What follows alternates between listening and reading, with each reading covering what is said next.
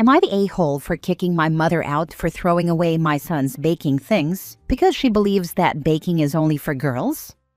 My 14-year-old son loves to bake, and he is really good at it too. He started with simple things like cookies, but now he can bake just about anything, from bread to pies, even cakes. Sometimes friends and people we know will ask him to bake them something, and he will charge them a small fee. My mother has always hated the fact that my son loves baking. She doesn't understand what kind of boy enjoys doing things that are meant for girls. Ironically, his younger sister hates baking. I tried explaining to my mother that there's nothing wrong with my son's love for baking and that she's being sexist, but my mother is stubborn and always makes sure to mention just how much she doesn't approve of it every chance she gets. She was visiting us for a few days, and I came home from work to find my son distraught. When I asked him what was going on, he told me that he came back from a friend's house, only to find that his baking things had disappeared. When he asked his grandma, she just said that now he can find a new appropriate hobby. He has a specific kitchen cabinet where he stores all his baking things, and sure enough, it was empty. They weren't in the trash either. I asked my mother what she did with my son's things, and she proudly told me that she got rid of them because I was clearly not going to do anything about it and that I was a bad father for allowing it to go on as long as it did. These were approximately $200 worth of items collected over a period of time: hand mixer, scale, measuring tools, pans, etc. I told her that the only thing I have allowed to go on way too long is the constant disrespect for my son, and that she needs to apologize to him and either bring back his things right now or replace them. She stubbornly said that she is not going to do that, so I told her that first thing in the morning she needs to leave, and she's not allowed back here or around my children until she learns to respect their choices. She huffed and puffed all night and left in the morning. She was originally supposed to leave on Sunday, the day after my son's birthday. She even took the gift she had bought him and left with it. My stepdad called me to let me know just what a piece of turd he thinks I am for treating my mother this way and kicking her out like some random stranger. I told him that she did this to herself and hung up. Now for the top comments. These were approximately $200 worth of items collected over a period of time. That is actual theft causing you actual material loss. Just saying. Not the a-hole. If she's not willing to return or replace the supplies, then I say take her to small claims court and get reimbursed. Son might enjoy the process. Let him decide. Not the a-hole, and tell your mom to visit somewhere with elite cooking, like Italy or France, and see how many bakers are men. She has some outdated beliefs that are her problem, and not yours or your son's. I feel so bad for him though. That must have been really hard on him. Kudos for having his back. My mom is the most stubborn person ever. She would probably still disapprove. After this stunt, I have totally washed my hands off her. She can continue being backwards for all I care, as long as it's far away from my kids. You let her stay till morning. That was the wrong decision. You should have kicked her out and held her belongings ransom. Fair is fair. Maybe then she'd find an appropriate hobby that isn't bullying your kid. You legit let her in your house with that behavior? Apologize to your son for allowing it. I let her stay until morning, only because it was already late and she stays far. I really do wish I would have thought of holding her things ransom at the time, but I wasn't thinking straight. Thing is, she only said these things to me not around my son, and like I said on the post, I always made sure to tell her that she was wrong and sexist. I just never imagined she would take it this far. Yes, there were other ways that you could have handled this situation, but what you did do is still important. You did a great job in setting a hard boundary with your mother, and yes, you are a good parent to your son. Kudos. I appreciate that. Thank you. I still feel like I could have done more though.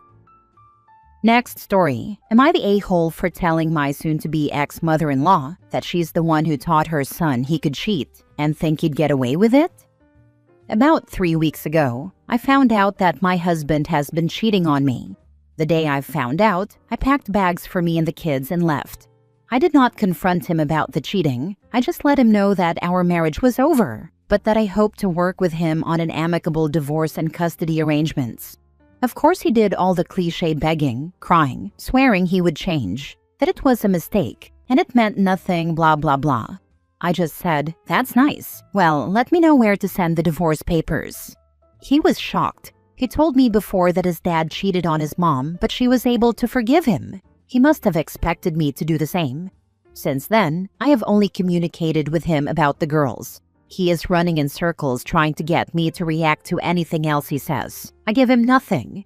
He has begged me to just talk to him. I said that there is nothing to talk about. My mother-in-law confronted me outside the gymnastics gym. I was going to hand the girls off to her so they could spend time with Dad. Mother-in-law told me that she was very disappointed in the way I'm handling all of this, that she expected more maturity from me, and that she hopes it doesn't impact the girls negatively long-term. I let her say what she wanted. She's allowed her opinion, but she looked at me, waiting for a response of some kind. So I asked her, "Why are you directing your anger at me when your son is the one who ended this marriage?" She said that I am the one who chose to end the marriage, not him, that he was willing to work on it and go above and beyond to prove that it was a mistake, and all that nonsense. And how it was most shocking how cold I've become, that I won't even talk to him. I said, "Well, what is there to say? He decided to end the marriage.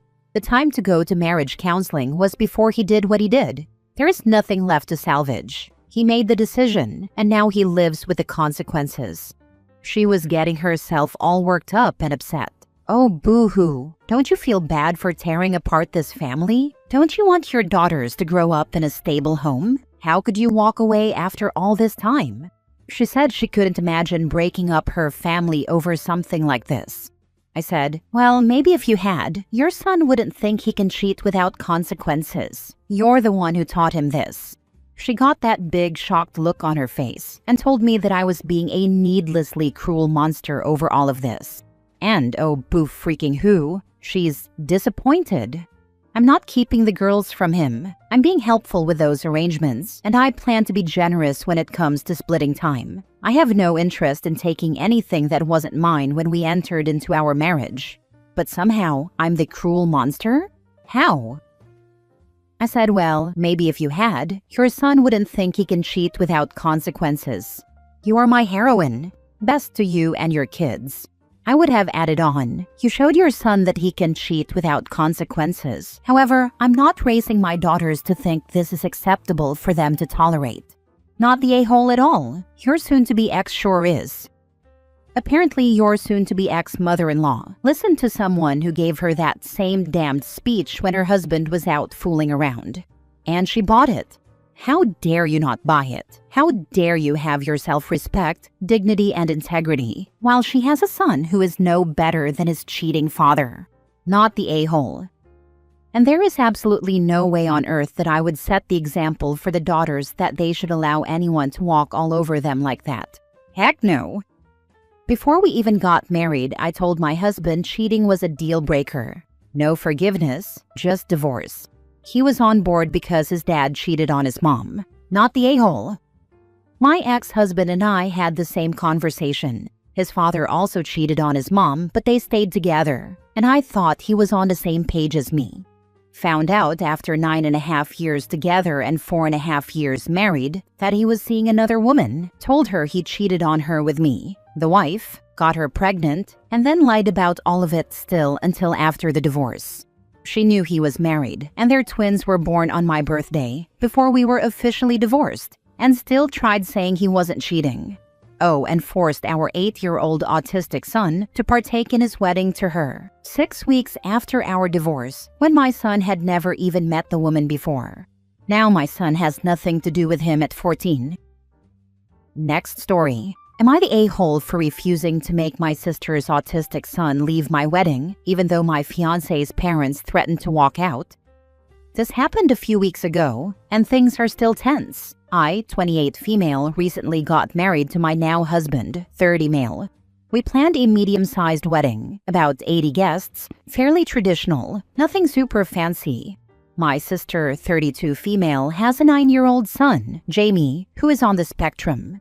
He's verbal but gets overstimulated easily and sometimes makes sudden loud noises or flaps his hands. We all love Jamie, and my sister takes amazing care of him. I've always included him in events and made sure he felt welcome.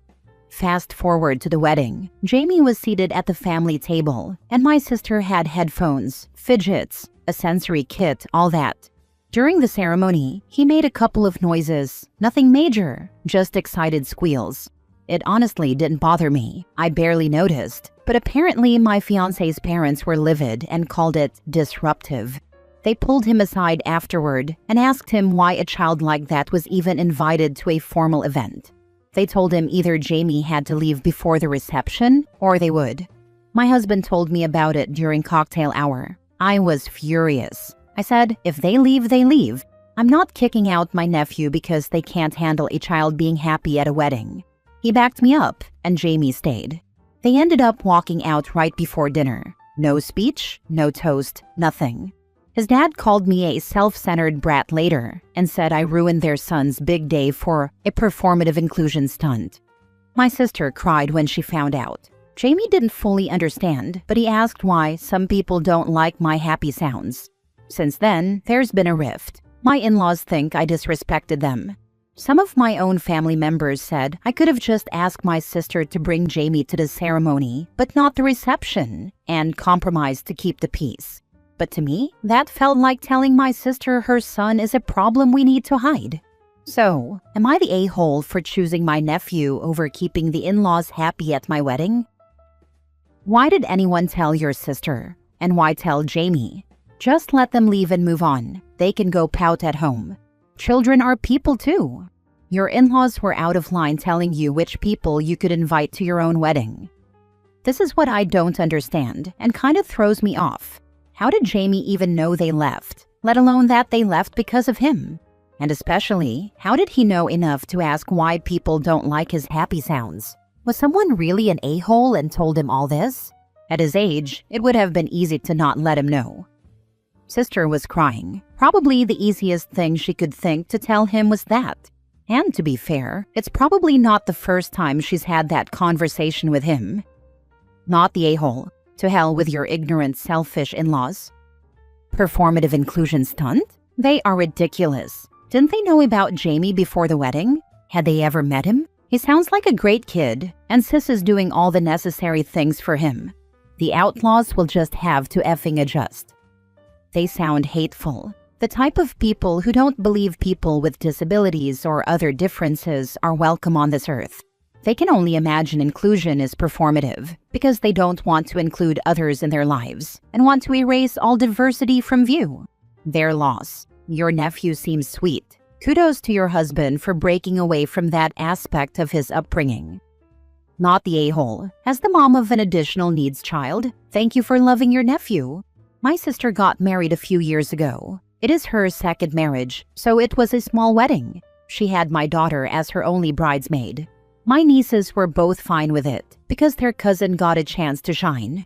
Your nephew will always remember that you were on his side and that you aren't ashamed of him. Your in-laws are a-holes. Last story. Am I the a-hole for not staying the full week on a family vacation planned by my fiancé's parents? I, 30 female, am engaged to my fiancé John, 30 male. His family spends a lot of time together, holidays, weekends, and frequent get-togethers with all the siblings and grandkids. John's dad retired this past May, and we already had a retirement party for him. Now his parents have planned a family vacation in November to celebrate his retirement again. They rented a large house out of state and invited everyone, siblings, spouses, grandkids, etc., for a full week, Saturday to Saturday. John and I were clear from the beginning that we probably wouldn't stay the entire time. I've always expressed that Thanksgiving is an important holiday for me to spend with my own family, and John told his parents early on that he wasn't sure we'd stay the full week because it was a long trip.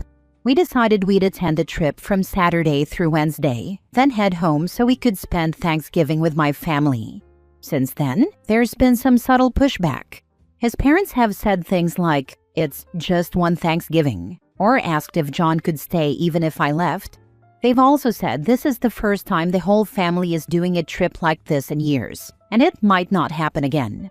I understand they're excited about the trip, and we're not trying to skip it. We're planning to be there for 5 full days, but I don't think it's fair to expect every adult to give up a full week of their own time and holiday plans, especially when we made our intentions clear up front.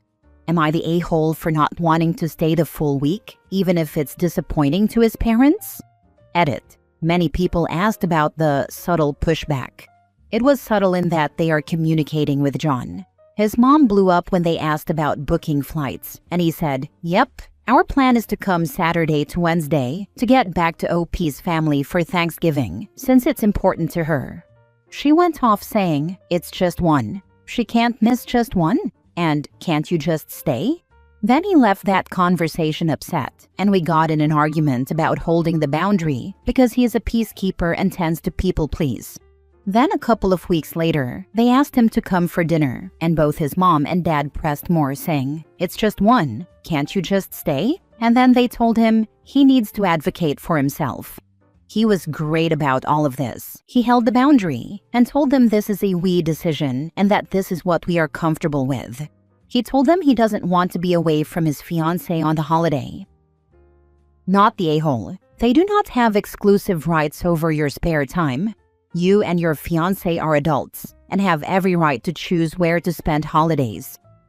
They can host family time, but can't dictate how you spend all your holidays. At the age of 30, they can't dictate at all. They can host and invite, but the OP can decline. Not the a-hole. You have offered a reasonable compromise between their desire to host their entire family and your desire to spend the actual holiday with your family. His parents have said things like, "It's just one Thanksgiving."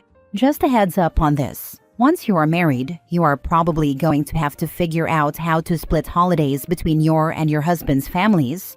Only ever going to one family's place for a particular holiday can build up resentment in the other. It's just one Thanksgiving can turn into, "She can't even spend one Thanksgiving with us," after a couple of years. It can even build resentment in your spouse, as they may want to sometimes spend that holiday with theirs. My own sister-in-law was like this when she married my brother, and after a few years, he got mad over it, and it caused some issues in their relationship, which they have since fixed.